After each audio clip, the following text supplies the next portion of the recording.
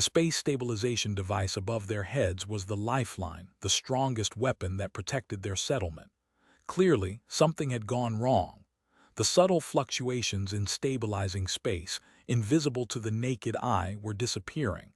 Almost everyone who noticed this disaster showed shock, followed by fear. "What's happening with the space stabilization device? Is it broken?" Zhou Hao exclaimed. Then, doesn't that mean? Before Chen Ming could finish his sentence, the wristwatches on their three hands suddenly emitted a loud alarm. "Alert! Alert! A spatial rift has appeared within 100 meters. Unknown creatures are about to emerge. Drip, drip, drip, spatial rift." This was what had caused humanity to plummet from its dominant position in this land to the bottom of the food chain. Qin Feng's eyes were deep and intense, but his slender back was straight as he stood on guard. He was not shocked or panicked. He was prepared. In his previous life, this event happened at precisely this moment. Because Qin Feng had been unconscious, Zhou Hao insisted on taking him in to receive an injection. After administering the awakening potion himself, he carried Qin Feng out. When Qin Feng left the research facility, he was already awake but encountered a damaged space stabilization device, a rift opening and vicious beasts invading. Zhou Hao died trying to save Qin Feng. As for where Chen Ming was at that time, Qin Feng didn't have time to recall. In reality, Chen Ming had already shouted out the answer. "Run! We need to escape quickly!" Chen Ming roared like an arrow released from a bow and darted away. They were all educated students with strong bodies and combat skills. Even if Chen Ming ran for just 1 or 2 seconds, he could cover more than 10 meters. Qin Feng's expression was icy. If this was his experience in the previous life, how laughable he must have been then. Zhou Hao died for himself, while Chen Ming simply left him behind with a casual remark to run separately. This scoundrel. At that moment Zhou Hao was stunned too. As a teenager, he was swayed by Chen Ming's emotions and instinctively started running. "Quick, we need to run." He grabbed Qin Feng's arm, trying to drag him along. But Qin Feng didn't move. Zhou Hao found himself unable to pull Qin Feng and quickly turned around, his face showing panic and concern. His forehead was already covered in cold sweat. "Qin Feng, are you still feeling unwell? Can you run? We need to go, otherwise I'll carry you." Zhou Hao's words flowed rapidly. He barely waited for Qin Feng's response before dragging him away. It was natural, they were brothers.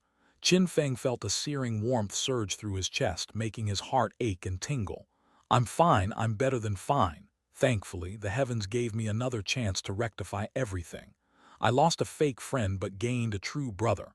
Can't go that way. We don't know where the rift is, but the safest place must be the research facility." Qin Feng quickly analyzed the situation.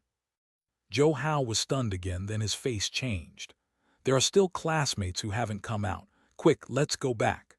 Zhou Hao had always been passionate and sunny, loyal to everyone.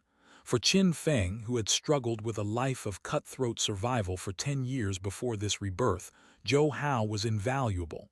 "Let's go." Qin Feng started running too, feeling the vitality and youthful vigor in his body.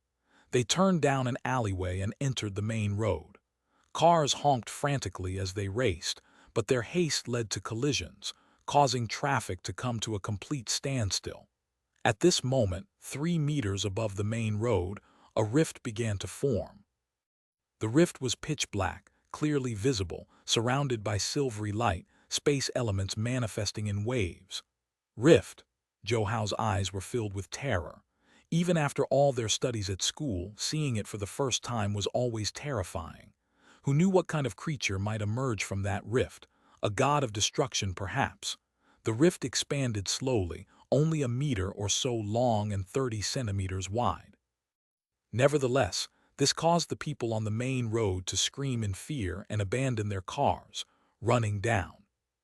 But the rift didn't stop. Suddenly, a figure emerged.